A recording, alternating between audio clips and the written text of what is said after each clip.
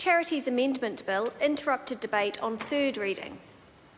Members, the last time we were debating this bill, Poto Williams had the call. She has 5 minutes remaining to speak. Tēnā koe, Mr. Speaker. Mihi mahana ki a koe. Thank you, Mr. Speaker. I don't have an awful lot more to say in this contribution, but I do want to up front say a couple of things. Firstly, I want to acknowledge the new Minister. And I want to say that on behalf of our community, the Cook Island community, we're very proud to have Alfred Naro as the Minister. I'm also very keen, Mr. Speaker, as Labour's spokesperson for the community and voluntary sector, to engage with the new Minister on some very robust discussion about how the community and voluntary sector can be supported better, and in particular the long-standing issue of whether the promised review will actually take place, in particular looking at the provisions around charitable purpose, which is a discussion that the community and voluntary sector have wanted to have for several years, and I look forward to the opportunity to discussing that with the new Minister. Mr. Speaker, there are more than 100,000, perhaps 120,000 organisations in this country which help our kids with sport, which provide community services, support older people.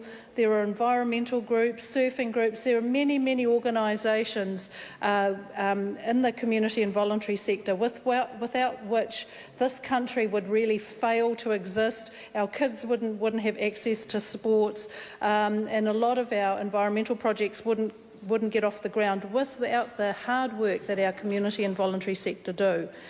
But of that, there are about 25,000 organisations that are registered charities, and there are some benefits for those organisations to be registered.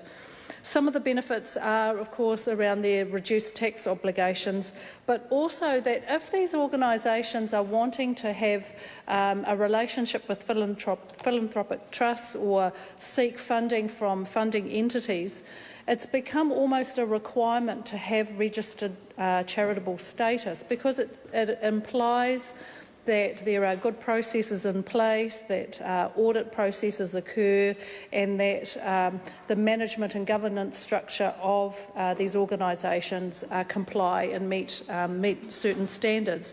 And that's well and proper. With this particular piece of legislation, there have been a couple of slight changes to the Charities Act, just to I guess assist these organisations with meeting some of those necessary audit processes.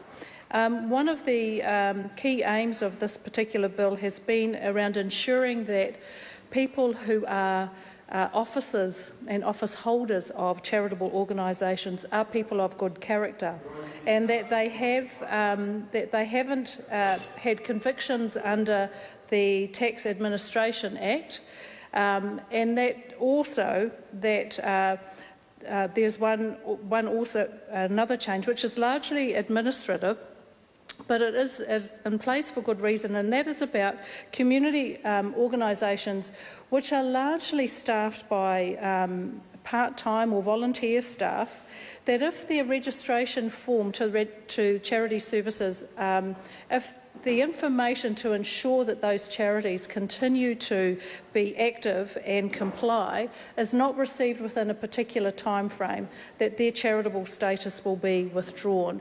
Now, there was a bit of a discussion within the charitable sector about that, because there are often some constraints upon small organisations about their ability to maintain consistency of personnel to actually manage these organisations. But this was thought to be a mechanism to ensure that the charity services could have a way to withdraw registration, which wouldn't place huge compliance costs on organisations. And there is one other point I want to comment on, and that is around Section 55, which looks at ensuring that there is certain protection to charities from public and malicious and criminal individuals by ensuring that the calibre of people who are actually employed in these services is such that there is certain protections for charities.